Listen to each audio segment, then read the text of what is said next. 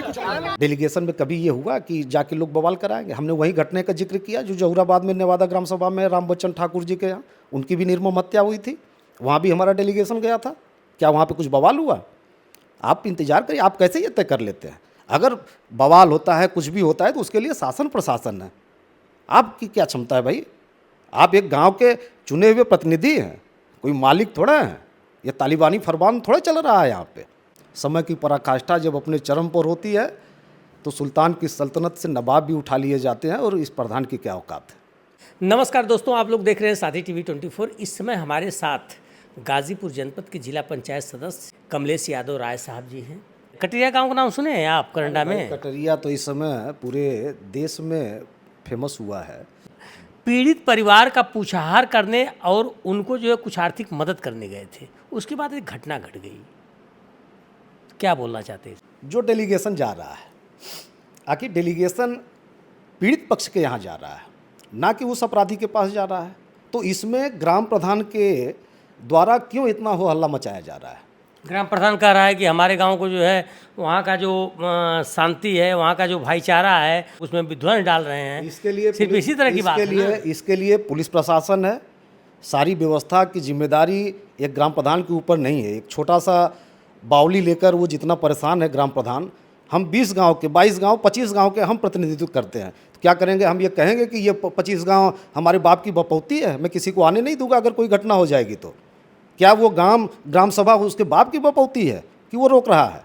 अरे भाई, बपौती की नहीं मतलब वो कह रहा है कि किसी भी बिरादरी की बेटी है, हमारी बेटी है, और ऐसी स्थिति में किसी बेटी को जो है, ये मृतक बेटी को इस तरह का आरोप लगाया जा रहा है। सिर्फ उसका यही मामला था, इसी विवाद हुआ था। पहले तो चूंकि वो ग्राम प्रधान का नाम आशु सिंह है, और मैं तो उसको क्षत्रिय मानता ही नहीं हूँ।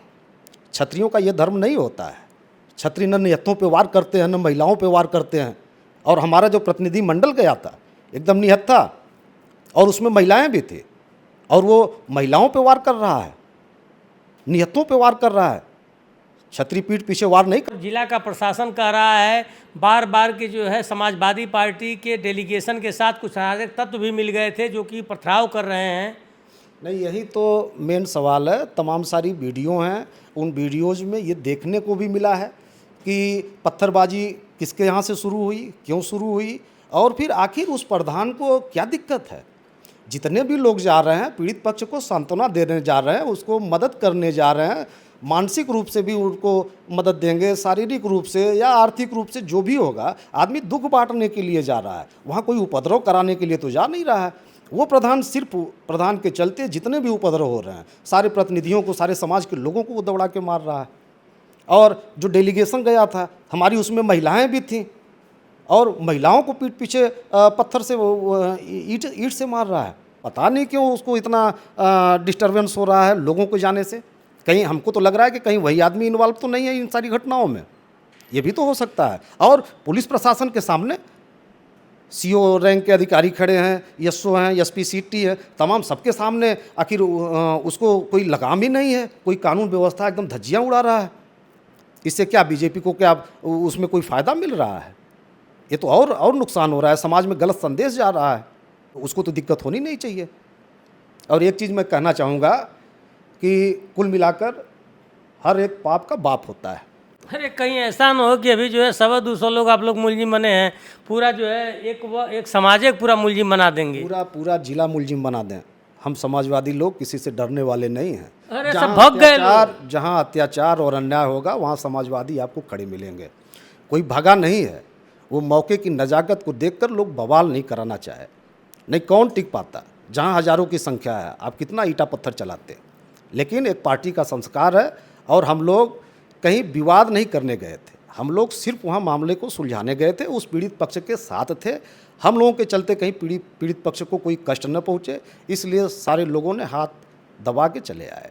नहीं, इतनी संख्या थी कि कोई कुछ कर नहीं पाता। आज समाजवादियों का वक्त कमज़ोर हो गया, रक्त कमज़ोर नहीं हुआ है। समय की पराकाष्ठा जब अपने चरम पर होती है तो सुल्तान की सल्तनत से नवाब भी उठा लिए जाते हैं, और इस प्रधान की क्या औकात है। समय का इंतजार करिए, आ रहे हैं हमारे माननीय राष्ट्रीय अध्यक्ष। तो इस तरह से आप लोग जो है उग्रता भरी बात क्यों कर रहे हैं? नहीं, उग्रता की बात ही है। एक पीड़ित पक्ष है, उसकी बेटी की निर्मम हत्या हुई है, और लोगों से मिलने नहीं दिया जा रहा है। ये तो सिर्फ तानाशाही, ये तो फरमान है। ये तो तानाशाही फरमान है। हमारे घर कोई घटना घट जाए, आपके घर घट जाए, तो क्या अगर कोई आएगा तो हम उसको गांव में रोक लेंगे कि आपको मिलने नहीं देंगे? अरे आप इंतज़ार करिए, आप देखिए, लोग जाते हैं, सांत्वना देंगे, आर्थिक मदद देंगे, जो भी हो सकेगा सहयोग देंगे। आप ये कैसे तय कर लेते हैं कि लोग आए हैं तो बवाल होगी? सारे लोग जा रहे हैं तो सारे लोग बवाल कराने जा रहे हैं। व्यक्तिगत किसी एक व्यक्ति को इतना टारगेट क्यों कर रहे हैं? वही व्यक्ति पूरे बवाल की जड़ है। पूरे ज़िले में उसी एक व्यक्ति ने पूरा उपद्रव मचा रखा है। सारे लोगों को, जो भी जा रहा है, जो भी प्रतिनिधि जा रहा हो या उनके समाज के लोग जा रहे हैं, चाहे मीडिया वाले जा रहे हैं, वो तुरंत सामने खड़ा हो जा रहे हैं, पीड़ित पक्ष का सही बयान नहीं होने दे रहे हैं। और बार बार ये आरोप लगता है कि 3-4 बार बयान भी बदल गया। कल अभी भाजपा सरकार के एक मंत्री गए थे, उनके सामने भी पीड़ित पक्ष ने बयान दिया कि हमारा बयान, उन्होंने सीओ और एसओ पे भी आरोप लगाया कि ये लोग पैसा देकर मुझे बयान बदलवाने का प्रयास कर रहे हैं। आखिर कितना? और सुनने में आ रहा है कि वो लोग धमका रहे हैं कि अपना बयान बदल दो, नहीं तुम लोगों को भी नहीं रहने देंगे। तो आप क्या चाहते हैं उस मुद्दे पर?